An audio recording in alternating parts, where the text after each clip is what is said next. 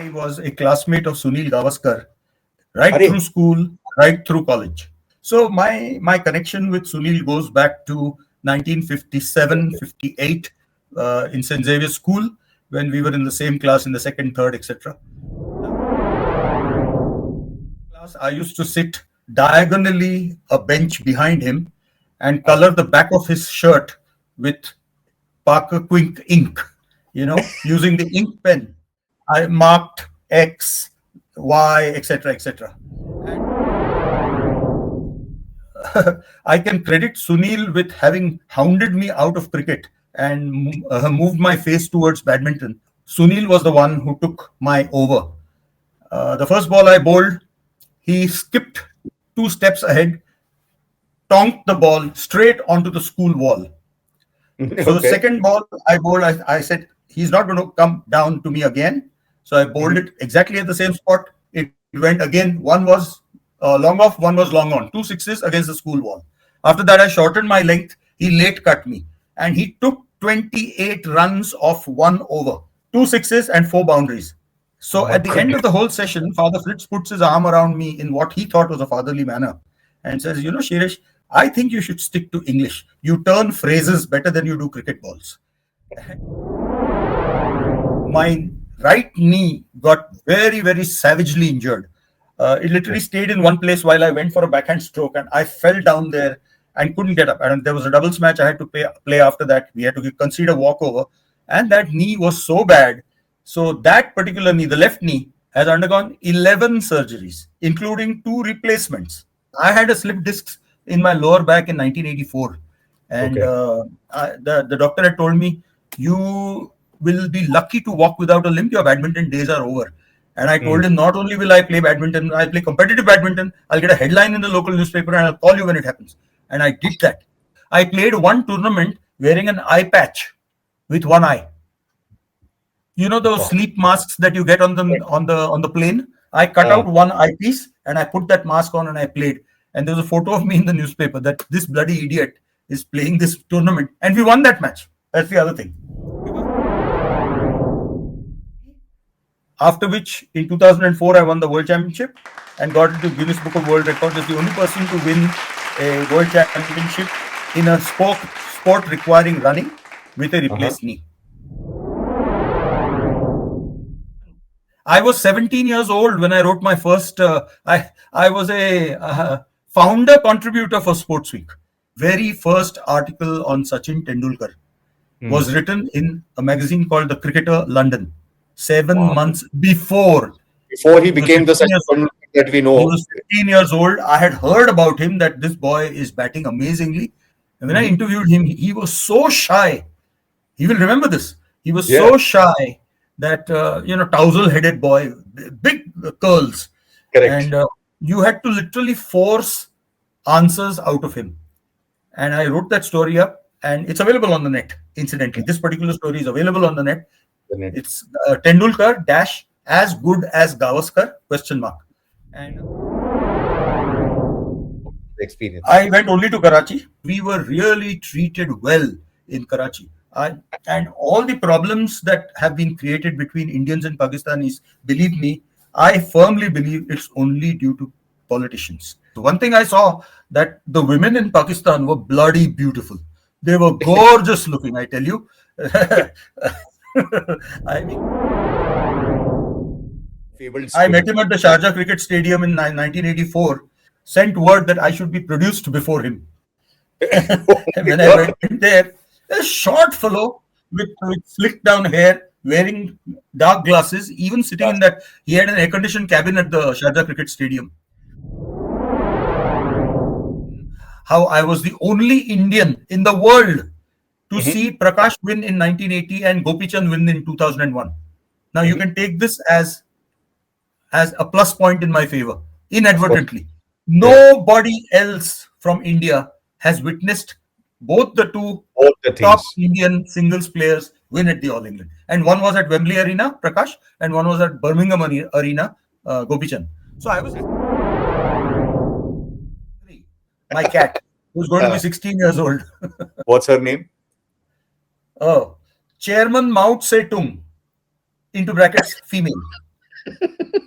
That is the full name. We call her Mau. Mau in Marathi means cat. Cat. Again, is there one habit you have which you will never compromise on? You will never give that up or something like that? Oh.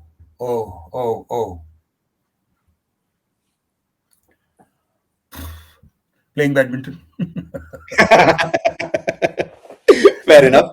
I have such good friends who have returned my rackets to me saying, no, you can't retire. So You have to keep playing. I think I must have done something good to have deserved that.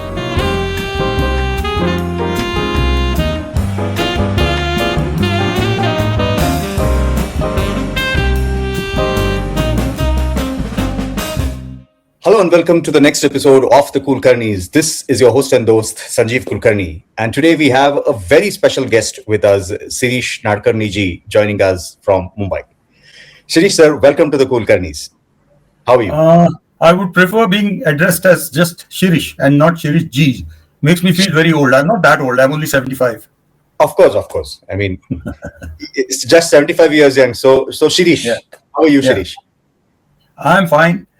You wanted me to introduce myself? Well, yes.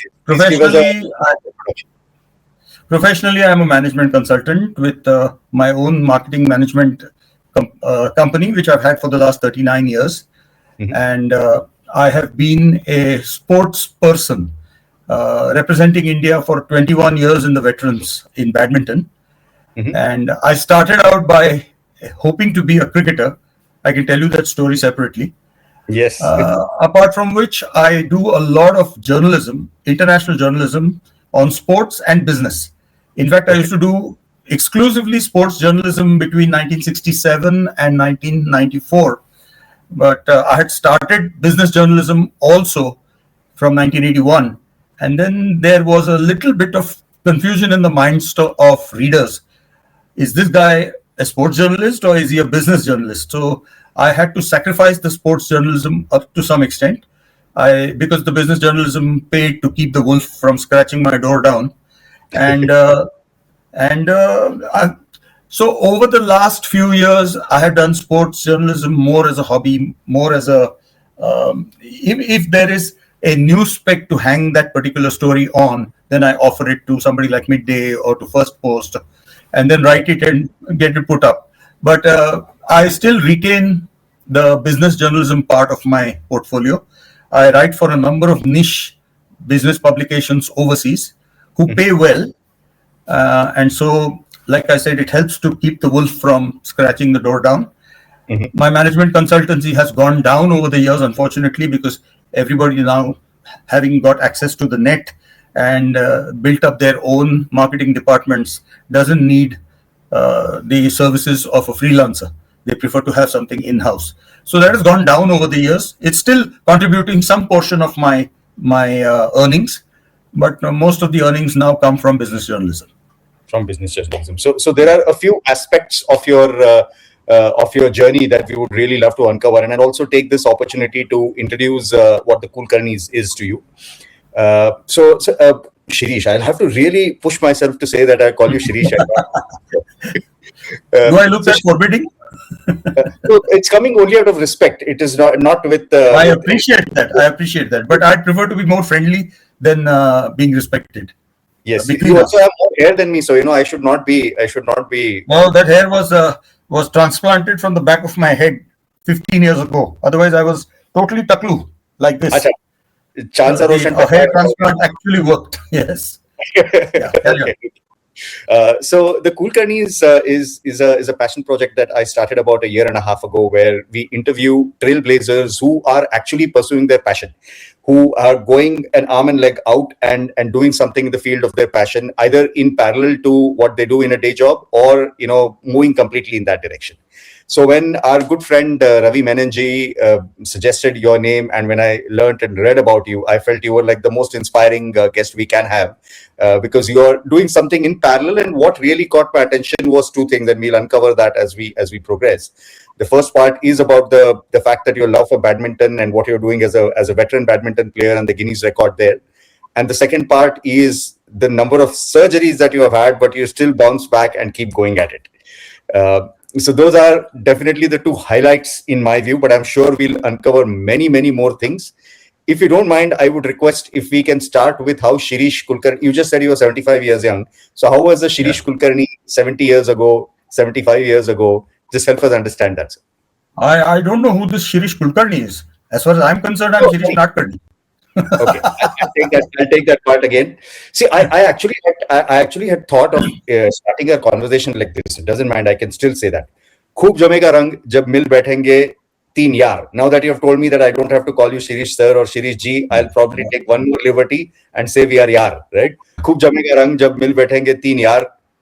Nadkarni, Kulkarni on the Kulkarnis. Yes. So Very good. So with that, I will ask my question once again. Please help us understand how Shirish Nadkarni was 70 years ago, 75 years ago, growing up, your family. Help us understand that. Um, it's interesting to know that I was a classmate of Sunil Gavaskar right Are through school, right through college. Yeah, this is not something that everybody knows, notice because I'm not that important. Sunil is, but we were in the same class. I used to sit diagonally a bench behind him and color the back of his shirt with Parker Quink ink, using the ink pen. And Okay. I marked X, Y, etc., etc. And his mother used to wonder who is this character who's doing it. And Sunil thought it was a guy sitting bang behind him, and he used to have a fight with him until somebody squealed that it's Shirish who is doing it. And thereafter, I got a firing from his mother. I used to go to his house. We were that friendly that time. Yeah. And I got a firing from his mother for spoiling his shirts. She had a devil of a time getting the ink stains off. So my connection with Sunil goes back to 1957-58 in St. Xavier's School when we were in the same class in the second, third, etc. Now, he was so good a cricketer even in those young days that he was a member of the Giles Shield junior cricket team as well as the Harris Shield senior cricket team. Now, in the Harris Shield, you had people of the age of 14 to 17 playing, whereas in the junior Giles Shield, it was more like 12 to 14 players. Where Sunil, at the age of 12 itself, was in the Giles Shield team as well as the Harris Shield team, along with Milind Rege. Both of them were outstanding cricketers. Now, I can credit Sunil with having hounded me out of cricket and moved my face towards badminton. And the story is very interesting. In the 11th standard, when I was still 15 years old, going on to 16, we were auditioning for the Harris Shield senior cricket tournament team. And the sports director was a Father Joachim Fritz. Now, Sunil has written about him in his book, Sunny Days. But Joachim Fritz used to be our English teacher as well. And I credit him entirely with having, given me a love for the English language, for poetry, prose, whatever. I really, really got the bug of the English language a bit biting deep during those days when he taught us the 34 poems that we had in the poetry English literature class, where we had 34 poems, and believe it or not, I knew all 34 by heart. So I could quote any of the poems. I could do any reference to the context questions on any of those poems in the SSC. So I taught the school in English. You had a special place for English either ways, or was it because of the teacher specifically that you fell in love with English? Look, I love languages. So I was doing well in English, Hindi, Marathi, Sanskrit, all. But the special love for English, how to read poetry in a different manner, how to enjoy the alliteration and metaphors and all these things, that came from Father Fritz. And he was our sports director. So he was overseeing the trials. And I used to fancy myself as an off spinner in those days. So Sunil was the one who took my over. The first ball I bowled, he skipped 2 steps ahead, tonked the ball straight onto the school wall. So second ball I bowled, I said, he's not going to come down to me again. So I bowled it exactly at the same spot. It went again. One was long off, one was long on. 2 sixes against the school wall. After that, I shortened my length. He late cut me. And he took 28 runs off 1 over. 2 sixes and 4 boundaries. So My at the end of goodness. the whole session, Father Fritz puts his arm around me in what he thought was a fatherly manner and says, Shirish, I think you should stick to English. You turn phrases better than you do cricket balls. Oh my And goodness. that So was that something that showed me that cricket was not for me. So I moved into badminton with a little bit more degree of success. But there is a second part to the story. At the same time, after he had finished with me, he called Sunil over and he asked him, uh-huh. what was that all about? So Sunil says, Hmm. sir, I thought I handled Shirish's bowling rather well. He Uh-huh. says, what did you do with the first 2 balls of the over? He says, I hit them for 6. He Yeah. says, don't ever do that again. I want you to play your strokes all along the ground because when you lift the ball, there is some chance that you can get caught. I don't So want this you is to get caught. conventional cricket So of those Sunil, days. right through his career, played all along the ground. He rarely hit a 6. It's only later when one day cricket came up and he had to learn that time that in that one great innings, he bashed Malcolm Marshall, who used to trouble him a lot, bashed him all over the place. And Wow. but this was the reason why he played his cricket all along the ground, always batting all along the So ground. you Now, have a Sunil big was an role. So you amazing have a big cricketer. role in terms of why he has not been why he has always played on the ground and played the traditional. It's all because of you, Shirish. No. It You. is entirely because of Father Fritz. Even if it Oh, had been some other bowler who would have done, yeah, he would have handled that bowler the same way, I feel. So wonderful. it wasn't my ineptitude. It was Father Fritz's, discerning ability to. Uh, we used to feel Milind Rege would probably play for India earlier than Sunil. And Hmm. it was Fritz who kept saying, no, this Gavaskar will play for India first. You take my word for it. And Sunil definitely played for India at the age of 21 when he was picked for the West Indies tour and where he made 774 runs in 4 tests, which is a Yeah, record which has still got to be broken. absolutely. And he was called Gavaskar even at school. Nobody called him Sunny or Sunil or anything like that. No. He was called Sunny. He was called He Sunny. He was was called called Sunil. Not both. Gavaskar. Yeah. In fact, when we went into college, we were in the same year. We used to go across, we used to bunk lectures and go across to the ground opposite, which has now become the Football Association's ground. That used to be a Hmm. cricket ground. And I Hmm. remember one particular match where we played against Siddharth College in the intercollegiate, where in the first 2 hour session Hmm. between 10 o'clock and 12 noon, Xavier scored 210 for no loss, with Ramesh Nagdev batting 140, Sunil Gavaskar batting 64, and 6 extras. Oh So my goodness. Nagdev was a player who used to outscore Sunil 2-1. He was like a super Shrikant with Hmm. fabulous hand-eye coordination, and he would have served Indian cricket very well. In fact, he was taken in the team for one test. I think it was at Nagpur or Ahmedabad. I'm not 100% sure, but he was not played in the 11. And then immediately after that test, he was dropped, and he was so disgusted that he migrated to the USA, and he was there for a long time. I think he died a few years ago. But Ramesh Nagdev was an outstanding cricketer, and he was an admirable foil for Sunil Gavaskar. Gavaskar used to, play down the line, play correct cricket, whether Nagdev used to go out and hit even the fast bowlers without any protective gear, without any helmet. And he was just amazing. And Xavier's, of course, during those 3-4 years that I was in college, Xavier's won the intercollegiate trophy every time. And it was Hmm. only after they left that other colleges got a chance. Wonderful. What a wonderful story and insight that you have shared. As I was listening to this, one thing that struck me when you were talking about the very earliest point of how you would color his the back of his shirt. I thought Yeah. that is a great management lesson there. Like do whatever you have What? to do, but keep yourself safe in a way that you are not the one who gets caught. Like Yeah. I was make sure. diagonally across. I was not Yeah. directly behind him. Exactly. Correct. Exactly. So that's a great management lesson right there. And the second thing I just wanted to ask you was, did you ever get even with Sunny sir? Did you ever beat him in a badminton game or something like Yes. I'm glad you asked that because Sunil, as a member of Bombay Gymkhana, used to come in the afternoon to play badminton between 3 and 4. He used to come at 3 o'clock, play until Okay. 4 o'clock, and then leave. So his Hmm. normal, the partners he used to play with were Gautam Thakkar, who won the badminton Maharashtra state singles title 6 times in his career. Gautam used to play with him. They used to play against Dr. Ajit Pai, who is no more, and Gulam Wahanwati, who also is no more. So these people used to play. If one of them was missing because he was traveling or whatever reason, they used to play with one of the markers. So there was one occasion when I happened to be in the Gymkhana at the same time, and I had my badminton kit with me. So I decided to join them, and they were one shot in any case. They would have played with the marker. So I played with Gulam against Gautam Thakkar, who was a phenomenal singles player, but not that good in doubles.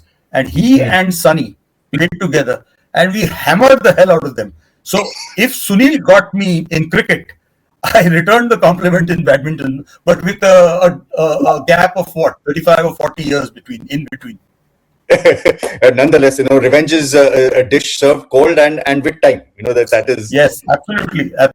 It made me feel really good, and Sunil was not very happy about having been beaten the way he was. Tough luck, Sunny sir. All right, fantastic. So that is some amazing stories. But I'll just go back to the childhood time a bit more. You have siblings, in your family. It's you and who else? I have two younger sisters, separated by a gap of two years. So I was 1950 born, and my sisters were 1952 and 54. 54. And there's another story about me and Sunil here that I could add. Sunil was born on 10th July 1949. Yes. And I was born on I was born on 22nd April 1950. So there was a gap of 9 months between him and me, which makes me feel that when he was born, I was just being started upon. Okay, we'll leave that to the imagination of the people. But I'll tell you why I remember Sunny sir's birthday that well. And in fact, it's not just Sunny sir. Even Rakesh Roshan is, I believe, born on. There's something similar. I think somewhat the same. But I'll tell you, Sunny sir's. My father's birthday is July 10th, and my mother's birth year is 1949. And okay. Sunny sir is both. It's July 10th, 1949. So I find it a bit easy to remember that at all times. Actually, the birthdays of both my sporting idols, one Sunil and the other is Prakash Padukone, who's 5 years younger than me. Both their birthdays are on the 10th. Sunil's is on 10th July 1949, and Prakash is 10th June 1955. So both are 10th. Both are 10th. And Prakash is my idol. Zero ka matlab nahi hai. That is why they are top first. Like 10, but zero has no value. So first, they are all the way up there. Awwal darje ke.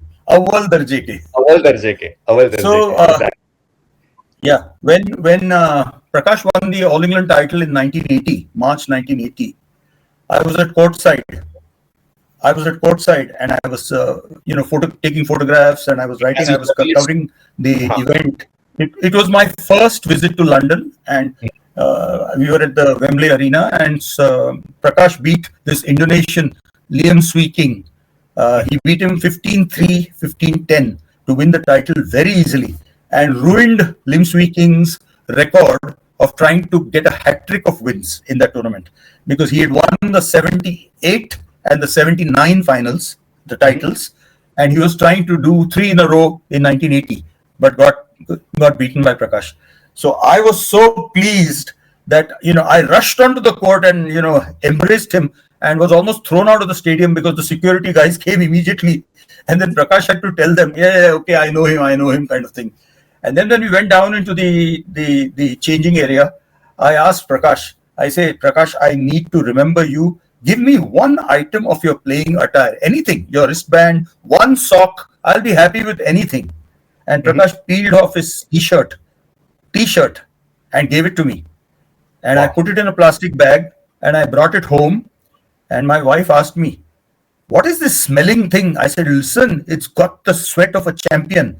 I want to preserve it as it is. And was it the first time an Indian had won a badminton? Yes, it was the first time an Indian had won the All England Championships, which were then considered the unofficial World Championships. Anyway, You must listen to this. My wife told me, look, this goes into the washing machine or I go out of the house.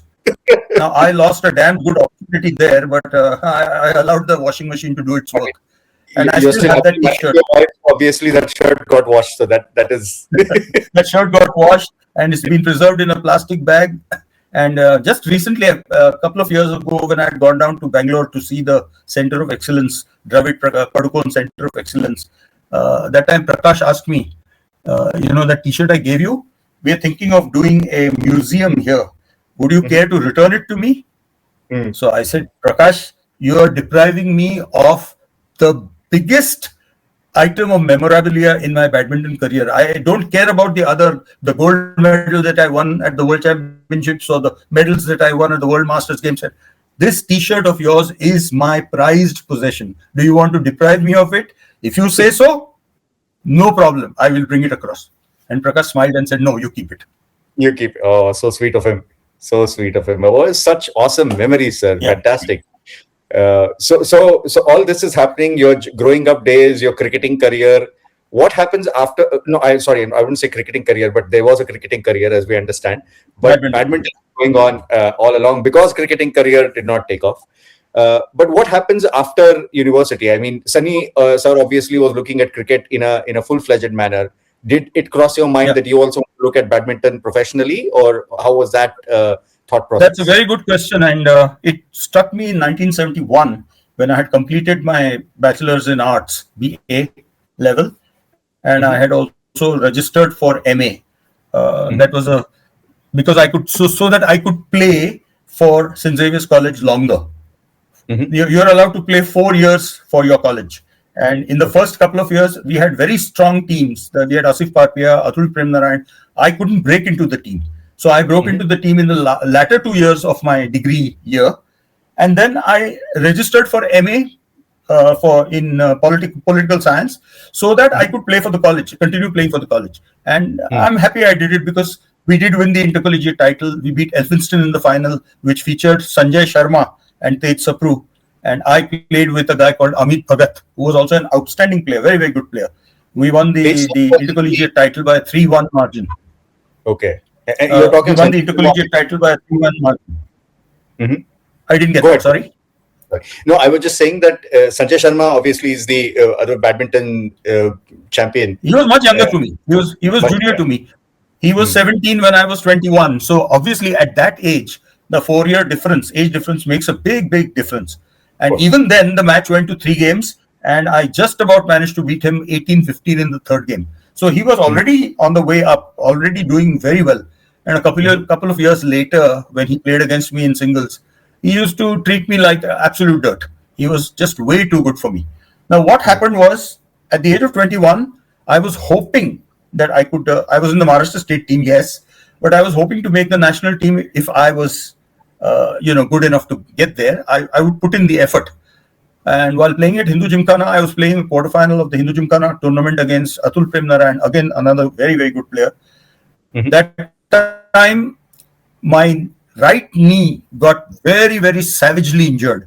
It literally stayed in one place while I went for a backhand stroke, and I fell down there and couldn't get up. And there was a doubles match I had to play after that. We had to concede a walkover. And that knee was so bad that I was told you will have to go into hospital, you'll have to get it fixed, and it involves a 6-week rehabilitation, which you'll be either on the bed or at that time, such injuries, the treatment was not very good. Later on, the same knee, I had arthroscopies done on it, and they healed very quickly. But that particular time, a number of tendons, the meniscus, the tendons, everything was badly torn. So they wanted to do open knee surgery. And I had just started a new job at Creative Unit Advertising as a copywriter. And I did not want to take time off like that, 6 weeks, 3 months, whatever it was. I didn't want to take that time off. I wanted to continue. So that actually put paid to my ambitions of ever thinking of playing in a professional manner for India. I said, let me keep badminton as a hobby, as a passion, which I enjoy, and let's see where we can get to. And I'm glad I took that decision because, then I went on to do my master's in marketing management from Bajaj and set up my own management. I did 10 years in advertising and marketing and then set up my own company at the age of 30 in 1980. And then I've had it ever since. Now, the thing was, I think it was a very good decision because since I did not get the knee done, with open knee surgery, that knee became a weak point. So everybody in the badminton circles knew, attack Shirish on his deep forehand corner, deep forehand corner towards it, and then cut the shuttle to the opposite diagonal corner of the net. So he'll never reach it. He just can't reach it because if he puts weight on that knee is going to twist again. And actually, between 1971 and 1976, that knee twisted 9 times. 9 times. And after that, playing the shot. During a match, I'm not going to think of whether the knee is going to hold up or not. I'm going to go for that shot. I don't want that shuttle to fall on my side of the court. I'm going to go for it. And it was just weak, way too weak. And I did not do the normal strengthening which I should have done. वो भी नहीं किया. And until my badminton partner, actually, Dr. Anand Joshi, who's a very good, he's the pioneer of arthroscopy. He did an arthroscopy and cleaned up that joint. And then that joint became better. But even then, it required 3 arthroscopies over a period of time to, keep that knee going. Whereas the other knee had become even worse because, you tend to favor the weak knee when you're playing on the other. And that became worse than the bad knee, so to say. So that particular knee, the left knee, has undergone 11 surgeries, including 2 replacements. It's been replaced twice. So once it was replaced in 2003, after which in 2004 I won the World Championship and got into Guinness Book of World Records as the only person to win a World Championship in a sport requiring running with a replaced knee. So they kept that for 2 years and then they threw me out of it and they put in Oscar Pistorius. Do you remember the name? Oscar Pistorius is the South African Blade Runner. Oh, yes, of course. He used to run. Exactly. The guy who shot his girlfriend through the bathroom door and then went to jail for it. First he was released, then he was put in jail, and I think he has just come out recently. But he replaced me because he used to run the 100 meters in 10.19 seconds, which is phenomenal, which is absolutely phenomenal. I mean, how dare he replace you? He got punished for that reason. Sorry. No. The Guinness Book of World Records people decided that this guy is not important enough. This category should be abolished. Let's put in a category which is more appreciated by people. I don't think they did it wrong. I think I was there for 2 years. Good enough. Not bad. But achieving if anybody wants to check, itself is a big deal. If anybody wants to check, the 2006 edition. The 2006 edition has me on page 678. I still remember. Wonderful. 2009 was the same. And then 2007 was the same. 2008, I was thrown out. So that's good. I was there for 2 years. Good enough. 2 years. Like I said, just making itself is a great thing. It doesn't take away the fact that you have been a record holder. It doesn't matter how long you stay on that book or does it get taken off, someone else beats it. Really doesn't matter. But it doesn't matter. Yeah, it really doesn't matter. It doesn't matter. We have jumped a few episodes, so we'll probably come back. But that is why you said that you could not get into badminton professionally, which in a way you fulfilled your dream later. But you said you started in the advertising world initially. Yes. Did I get it right? My first 4 jobs were in advertising agencies. I kept changing frequently. I did creative unit advertising. Then I did ASP, the people who used to do the Amul butter ads before it went to Sylvester Dicuna. Then I was with Frank Simoy's advertising for 3 months. That's all. Then I went to Grant advertising. And then I did a stint with Parleys, the Gold Spot Limca people, not the biscuits people, the soft drinks people. I was there for 2 years as marketing executive in charge of advertising. And then in my semi-final job in industry, I was with Voltas for 3.5 years in the pharmaceuticals and consumer products division. I launched Rasna soft drink concentrate. I was the guy who introduced that to the market. Then I left that, and in 1980, I joined Hindustan Milk Food Manufacturers, which is the same company that is bought over by GlaxoSmithKline, SmithKline Beecham. It used to be part of the Beecham Group. Yeah. So Hindustan Milk Food Manufacturers, HMM, the makers of Horlicks, Boost, and Right. Milk Cream.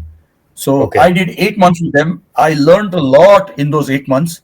And then I had a flaming argument with my boss. Uh, he used to come down from Delhi. He was Delhi based, and I was regional manager West Zone for Horlicks. So for all the group of products. So I had done some rejigging of the salespeople's movements. I wanted the salesmen to leave Mumbai on the second or third of the month, go around in a circle in their areas, which were, say, one was for Maharashtra, one was for Gujarat, one was for Goa, one was for Madhya Pradesh. These 4 states were under the West Zone. So I had 4 guys who used to go. I used to send them out closest point to Bombay at the start of the month on the 3rd, and then they go around in a circle and come back to the base on the 29th or 30th of the month. They get 3 days with their families, 3 to 4 days with their families, then they go out again. Earlier, they used to be out on quarterly visits, meaning every 1 quarter, they used to have to go around their movements, and they couldn't get to meet their families for 3 months at a time. And I thought that was not nice. It was easier this way because I could then sit with them. I could review the month that had gone. I could preview the next 2 months, product wise, pack wise, and make projections of what we would be able to sell, introduce schemes where schemes were required, etc., etc. Now, the boss wanted me to. This is also before the days of anything, right? I mean, no internet, no phone, nothing. So you need that FaceTime with your team. No. Of course, it was before the days of absolutely before the days of anything. Exactly. So what did it make sense? I try to tell my boss. He says, "No, you're eating into the travel budget of the branch." I said, "All right.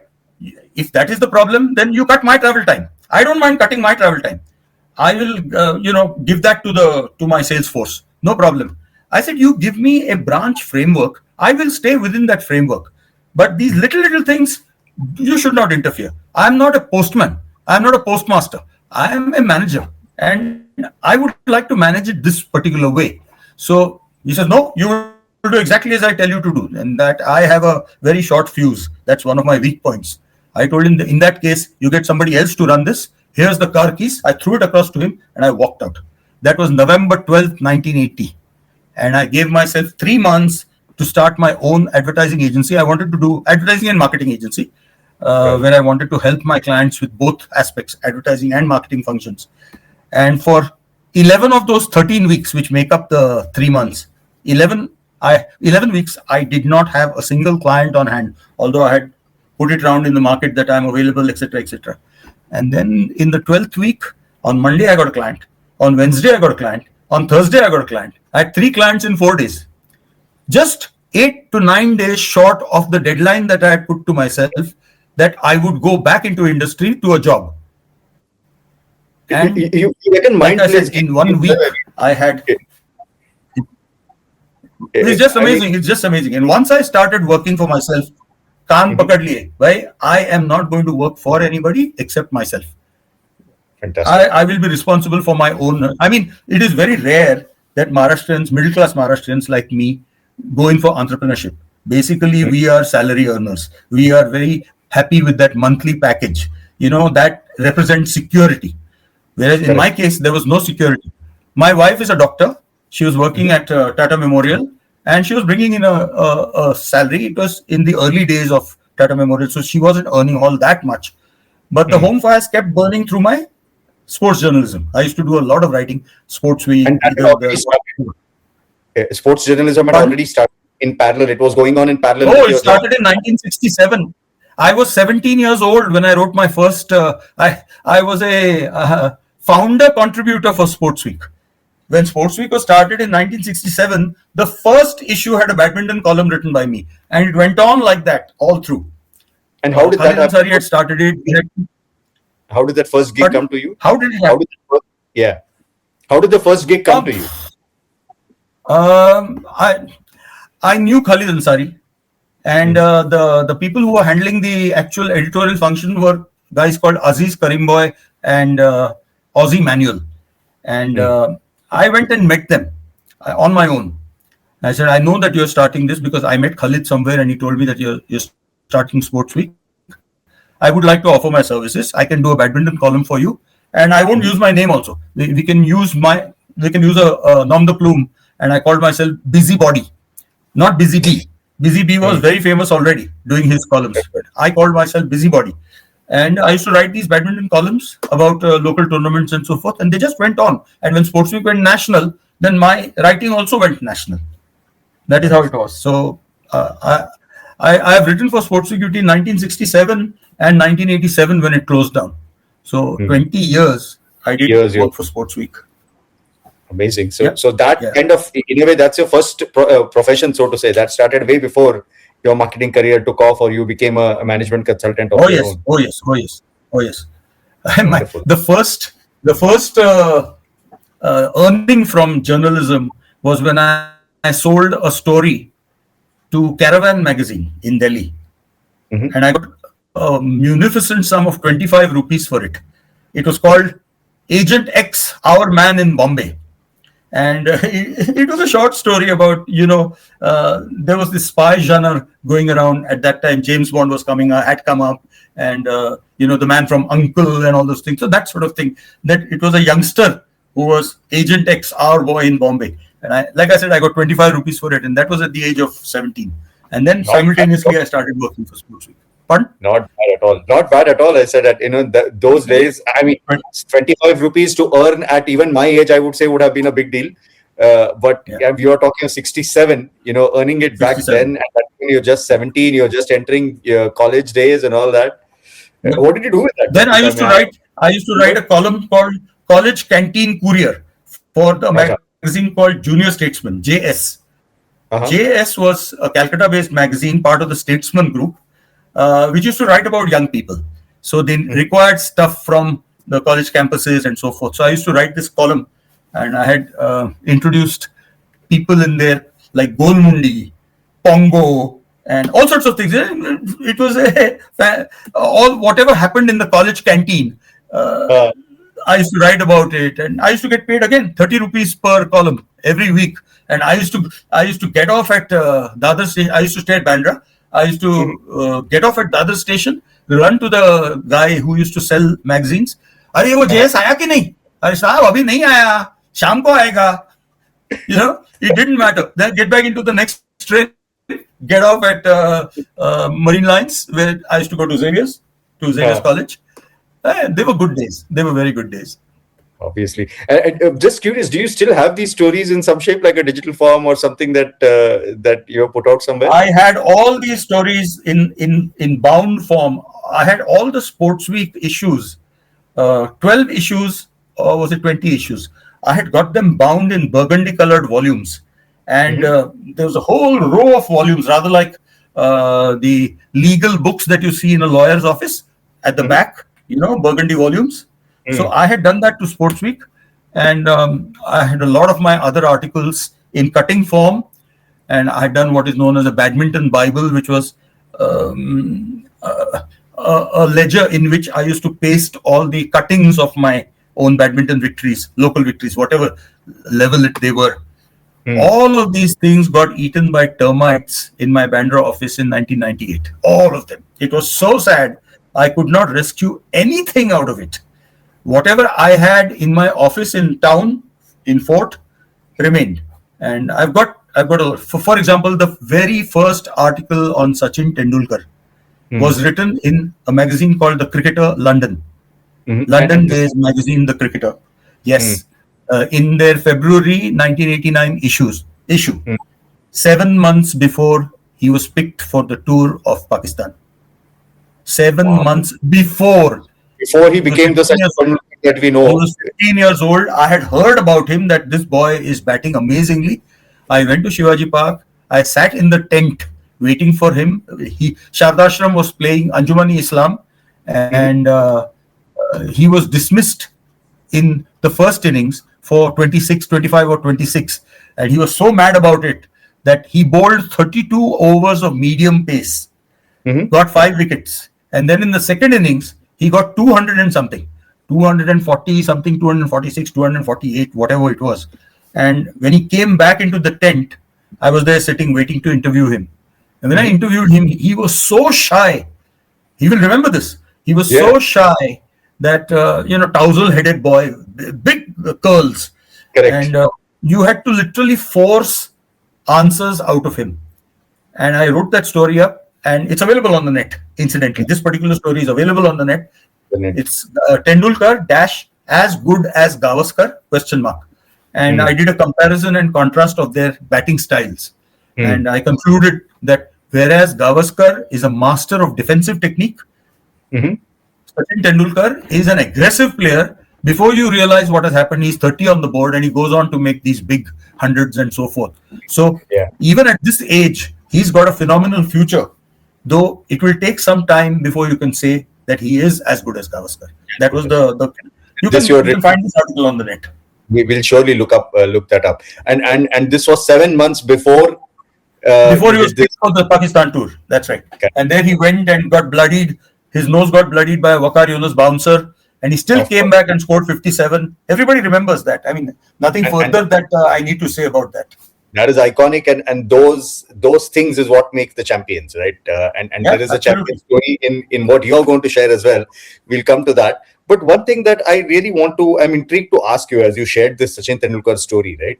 So a lot of things is happening. Like you are also getting into your mid 30s or probably possibly close to 40s. You have your own business that is running. So you got that going on. From a sports journalism perspective as well, you're more or less like a freelancer in a way, right? You got to hunt your own story. I was a freelancer. I've never been on the staff of any publication. So how is all this happening? How are you hunting your, call it gigs or your stories, or you generalize it as gigs? It could either be a sports journalist article or a marketing gig. How is this hunting happening? What's your routine? See, I was following the sport. I was following badminton. I was following cricket, which remains my first love, even more than badminton, let me tell you. Cricket is still my first love. Yes. I used to follow it, and stories used to fall in my lap. I used to keep in touch with all the good cricketers, top cricketers, and literally stories used to fall into my lap, and I used to use them. As a freelancer, I could offer them to anybody. So that is how the sports part was happening. And likewise for marketing, you had your contacts. And is that how that was happening? How was the marketing journey going? Yeah, marketing went on the basis of contacts. It was word of mouth. If I did some good work for any one client, they would pass on my details to some of their friends or people in the market who required similar services. And it went on. I did really well during the 80s and the 90s. And then after the 90s were over, by the turn of the century, there was so much more of the internet that came on, and so many more companies wanted to have their own dedicated marketing departments. So they didn't want freelancers or consultants. So that time the business started going down. I've done all sorts of things. I've done recruitment for them. I've done recruitment of Salesforce. I've done training, deployment. I've done market strategy, planning. I've done market research. I used to have correspondents in the main cities: Delhi, Calcutta, Madras, Bombay, Bangalore. I'm missing something. Ahmedabad. So 6 cities we used to offer as for running any kind of marketing campaign, if you want, or market research project, if you want. We used to design all the questionnaires. We used to hire the investigators. Then we used to have them invigilated. Then we used to get all the results. Then you put them on a grid, on a graph, and then you find out results. Now, I've got some very interesting stories on marketing to deal with. If you want to, if you think you can hear about them, because definitely. One thing I must tell you, that the boss in Hindustan Marketing Milk Food, Hindustan Milk Food Manufacturers, that is HMM, my boss, I won't name him, it's not fair, but at whom I threw the car keys and walked out, because I had a company car at that time. I met him on a flight about 8 years down the line, 10 years down the line. I think it was 1980, about 1990. And he was sitting in the business class, and I was going through to the Janta class when I saw him, and I said, "Hi, do you remember me?" So he looks up and he was flabbergasted. First of all, he didn't think that I would greet him. So Right. I said, "I would like to shake your hand." So he says, Mhm. "Why?" I said, "You did me a great favor. Sure. Had I not done what I did that day, I would not Yeah. be doing something that I'm enjoying doing today." Correct. Correct. That is one thing.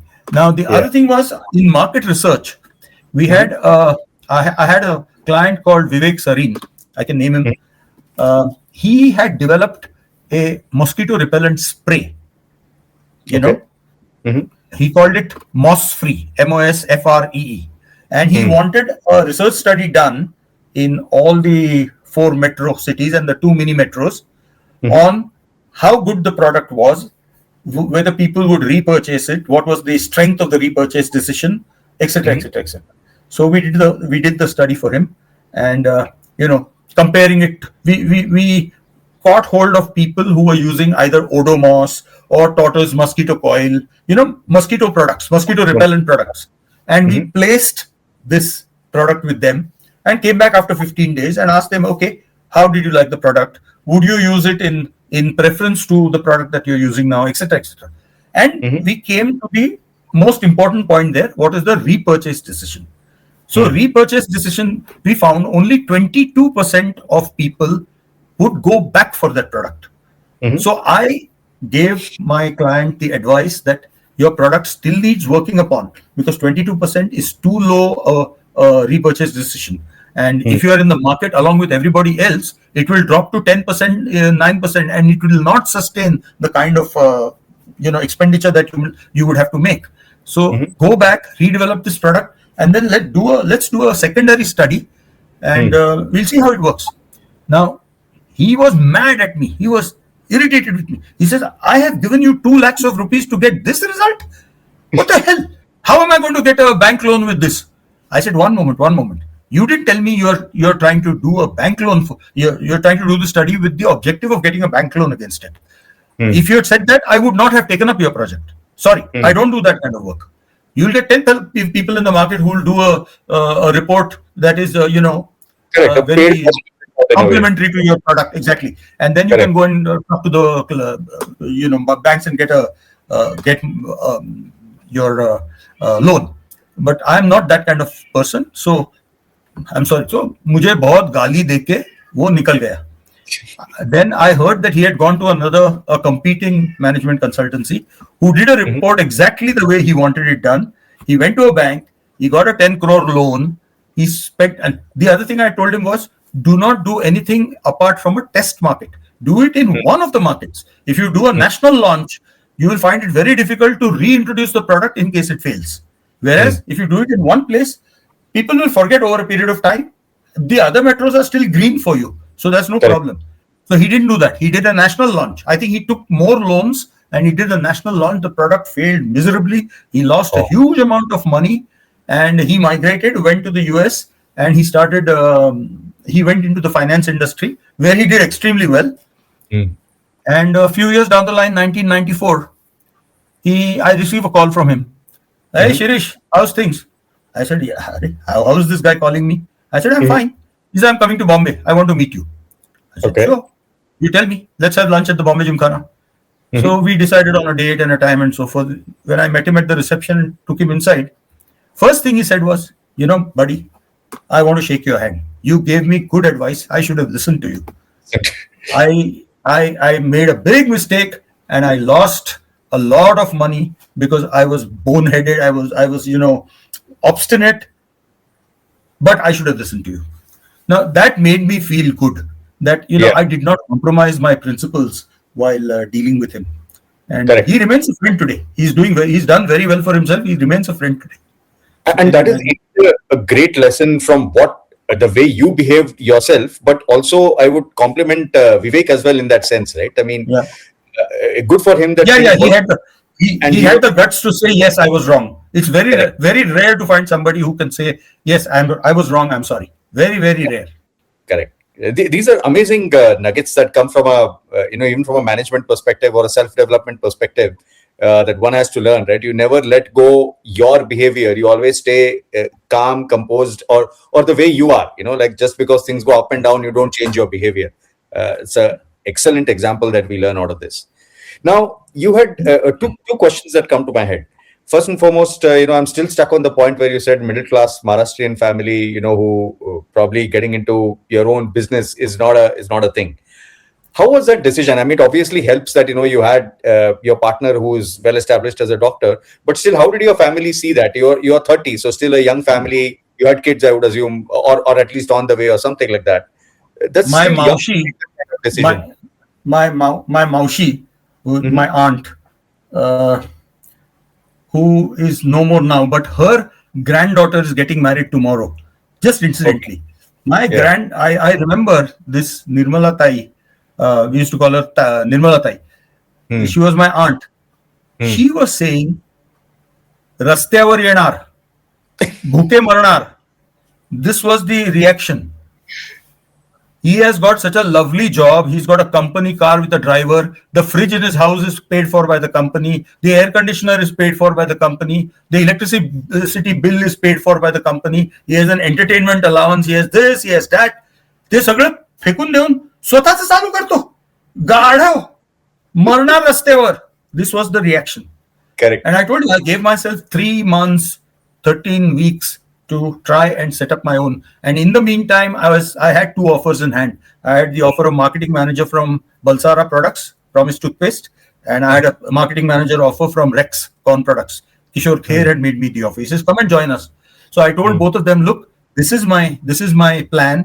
I would like ideally to start out on my own. If I fail, I would love to come and join you. But you are Correct. under no obligation to hold that job for me. If you find somebody, please go ahead and. But this is what I want to do, and I'm glad I did that again. I was very frank with them, and they both understood, and they both said, "Okay, fine. If you find somebody else, we'll take. Otherwise, we might wait for you." Correct.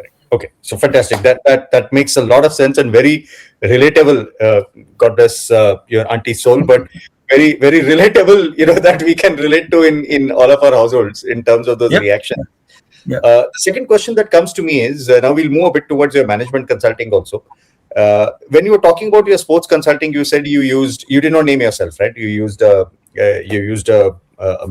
what's the term you used? Plum Nom the the plume. Nom nom the the plume. nom Name, the plume. name for your pen. Correct. Nom the plume So, is a pen name. French word for a pen name, right? So, just curious, you had earlier mentioned that when you started business writing, you found that people were getting confused. Why Just was a that? minute, Why? just a minute. Let me make that very clear. Right. The nom de plume was only for Sports Week. Everywhere Understood. else that I wrote my sports articles were with my name. So Understood. people in the market knew that Shirish Nadkarni writes sports. Right. And I covered a lot of Indian tours. I went to Sri Lanka. I went to the West Indies. I went to England. I went to where else? Australia, New Yes, Zealand. I've covered Melbourne. these I tours. have that as a question. I want to ask you your Melbourne story, so I'll come to that. I'm based in Melbourne.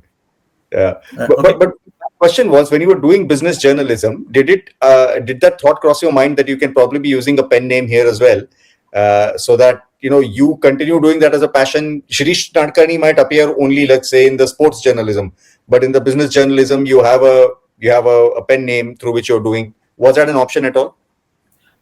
It never struck me. I was too enamored with my own name, shall we say.